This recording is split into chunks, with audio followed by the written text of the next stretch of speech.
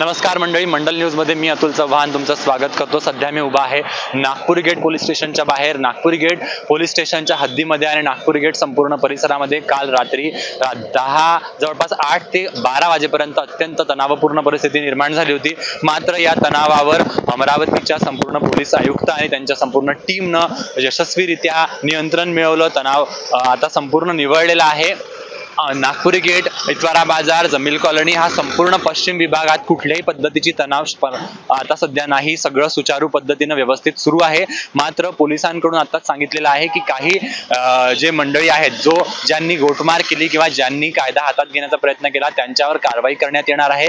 त्यांचा शोध घेणं सुरू आहे, त्यांची ओळख पटवण्याचं काम सुरू आहे। काही लोकांना गुन्हे दाखल झालेले आहेत आणि नेमके हे लोक कोण होते, ते कुठून आले होते याची संपूर्ण शहानिशा आता पोलीस विभाग करते आहे। लवकरच ते पकडले जातील, त्यांच्यावर गुन्हे दाखल होतील आणि ह्या संपूर्ण घटनेमागची नेमकी कारण मीमांसा केल्यानंतर काय उद्देश होता हेही शोधण्यात येईल आणि लवकरच त्या सर्व आरोपींवर गुन्हा दाखल होऊन त्यांना त्याची शिक्षा करण्यात येईल असंही पोलीस आयुक्त रवींद्रचंद्र रेड्डी यांनी आपल्याला सांगितलं। आणि त्यांनी संपूर्ण शहरभर आता शांततेचं आवाहनही करण्यात आलेलं आहे। का कुठलाही अनुचित प्रकार कुठे घडताना दिसतो आहे, कुठलीही अनुचित पोस्ट तुम्हाला दिसते आहे जी व्हायरल होते आहे, त्याबद्दल लगेचच पोलीस विभागाला कळवण्यात यावं, जेणेकरून शहरातली शांतता सुव्यवस्था अबाधित राहील, कुठल्याही व्यक्तीला किंवा सार्वजनिक मालमत्तेला त्याची इजा होणार नाही। कालच्या प्रकरणानंतर आता सध्या तरी शांतता आहे, हा शांतता कायम राहील। पण कालच्या घटनेमध्ये काही आरोपी पकडले गेलेत का, कुणावर काही गुन्हे दाखल झालेत का? पोलीस स्टेशन नागपुरी गेटमध्ये जो दगडफेक ज्या मॉबनी केला होता त्याच्यावर गुन्हा दाखल करण्यात आलेला आहे। त्याच्यातून काही लोकांना आयडेंटिफाय करण्यात आलेलं आहे। आणखी ओळख पटवण्याची कारवाई सुरू आहे। जे याच्यामध्ये सामील असतील, भडकवण्यामध्ये, दगडफेक करण्यामध्ये आणि लोकांना भडकावून पोलिसांवर दगडफेक करणारे, गाडीवर दगडफेक करणारे आणि इतर लोकांवर दगडफेक करणारे असे सर्व आयडेंटिफाय करण्याची प्रक्रिया सुरू आहे। आणि जे याच्यात आरोपी आहेत त्यांचं निष्पन्न करण्यात येईल आणि अटक करण्यात येईल। तर आताच अनिल बोंडे यांनी पत्रकार परिषद घेतली, ज्यांनी बाहेरच्या रोहिंग्यांचा याच्यामध्ये सहभाग असल्याची शक्यता वर्तवली आहे। जे कोणी आरोपी आहेत त्यांना आयडेंटिफाय करण्याचं काम सुरू आहे आणि आम्ही आमच्या ओळख जशी होईल त्यानुसार आम्ही कारवाई करू। किती अधिकारी याच्यामध्ये सहभागी झाले, कोणाला किती लागलंय काही सांगता येईल? 10 पोलीस कर्मचाऱ्यांना वेगवेगळ्या ठिकाणी ॲडमिट केलं होतं, त्यांना फर्स्ट एड केलेलं आहे। 1-2 लोकांना गंभीर जखम झालेली, पण त्यांना जे आहेत ट्रीटमेंट दिली आहे ते डिस्चार्ज झालेले आहेत। तुम्ही काय आवाहन करू इच्छिता आज अमरावतीकरांना? सर्व अमरावतीकरांना आणि नागपुरी गेटच्या परिसरातील नागरिकांना आवाहन करण्यात येत आहे की त्यांनी कुठल्याही पद्धतीचं कायद्याचं उल्लंघन करू नये, शांतता राखावी असेच आवाहन आहे। ज्याला कोणालाही काही त्रास असेल किंवा कशाबद्दल काही आक्षेप असेल तर त्यांनी कायदेशीर आणि शांततेच्या मार्गाने पोलीस स्टेशनला तक्रार द्यावी। पोलीस त्याच्यावर कारवाई करतील जी योग्य कारवाई आहे।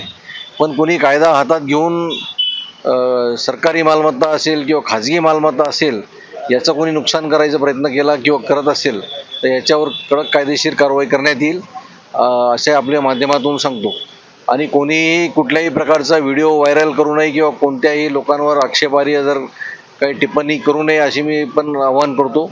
असा कुठला व्हायरल व्हिडिओ किंवा फोटो किंवा पोस्ट जर कोणाला पाहायला मिळालं तर तो त्यांनी तात्काळ तिथेच थांबावा आणि ते पोलीस स्टेशनला किंवा सायबर पोलीस स्टेशनला रिपोर्ट करावा आणि ते डिलीट करण्याची कारवाई आमच्याकडून करण्यात येईल। पण कोणी त्याला जाणून बुजून फॉरवर्ड करत असेल आणि लोकांच्या भावना भडकावत असेल तर तो सुद्धा गुन्हा आहे। असे जे फॉरवर्ड करणाऱ्यावर सुद्धा कारवाई होती आहे आणि ज्यांनी कोणी असे व्हिडिओ व्हायरल केलेले आहेत या लोकांवर सुद्धा कारवाई करण्यात येईल। शहराच्या दुसऱ्या भागात उत्सवाचं वातावरण आहे, त्याच्यावर काही परिणाम ह्या घटनेचा? या घटनेचा परिणाम कुठल्याही भागात नाही, ह्या भागातही नाही, त्या भागातही नाही, कोणत्याही भागात नाही।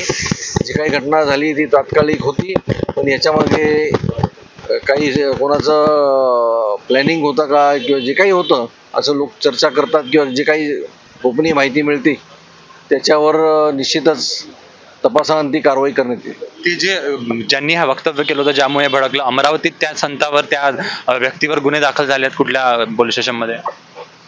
या ठिकाणी जो FIR देण्यात आलेला आहे आमच्याकडे तो FIR नोंद करण्यात आलेली आहे आणि संबंधित ज्या एरियामध्ये त्यांनी वक्तव्य केलेलं आहे गाझियाबाद डिस्ट्रिक्टमध्ये तिकडे ती FIR ट्रान्सफर करण्यात आलेली जी की कायदेशीर कारवाई आणि कायदेशीर पद्धत आहे।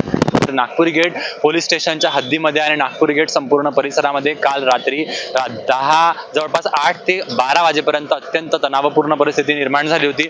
मात्र या तणावावर अमरावतीच्या संपूर्ण पोलीस आयुक्त आणि त्यांच्या संपूर्ण टीमनं यशस्वीरित्या नियंत्रण मिळवलं। तणाव आता संपूर्ण निवळलेला आहे। नागपुरी गेट, इतवारा बाजार, जमील कॉलनी हा संपूर्ण पश्चिम विभागात कुठल्याही पद्धतीची तणाव आता सध्या नाही, सगळं सुचारू पद्धतीने व्यवस्थित सुरू आहे। मात्र पोलिसांकडून आताच सांगितलेलं आहे की काही जे मंडळी आहेत ज्यांनी गोटमार केली किंवा ज्यांनी कायदा हातात घेण्याचा प्रयत्न केला त्यांच्यावर कारवाई करण्यात येणार आहे। त्यांचा शोध घेणं सुरू आहे, त्यांची ओळख पटवण्याचं काम सुरू आहे। काही लोकांना गुन्हे दाखल झालेले आहेत आणि नेमके हे लोक कोण होते, ते कुठून आले होते याची संपूर्ण शहानिशा आता पोलीस विभाग करते आहे। लवकरच ते पकडले जातील, त्यांच्यावर गुन्हे दाखल होतील आणि ह्या संपूर्ण घटनेमागची नेमकी कारण मीमांसा केल्यानंतर काय उद्देश होता हेही शोधण्यात येईल आणि लवकरच त्या सर्व आरोपींवर गुन्हा दाखल होऊन त्यांना त्याची शिक्षा करण्यात येईल असंही पोलीस आयुक्त रवींद्रचंद्र रेड्डी यांनी आपल्याला सांगितलं। आणि त्यांनी संपूर्ण शहरभर आता शांततेचं आवाहनही करण्यात आलेलं आहे का कुठलाही अनुचित प्रकार कुठे घडताना दिसतो आहे, कुठलीही अनुचित पोस्ट तुम्हाला दिसते आहे जी व्हायरल होते आहे, त्याबद्दल लगेचच पोलीस विभागाला कळवण्यात यावं, जेणेकरून शहरातली शांतता सुव्यवस्था अबाधित राहील, कुठल्याही व्यक्तीला किंवा सार्वजनिक मालमत्तेला त्याची इजा होणार नाही। अतुल चव्हाण, मंडल न्यूज, अमरावती।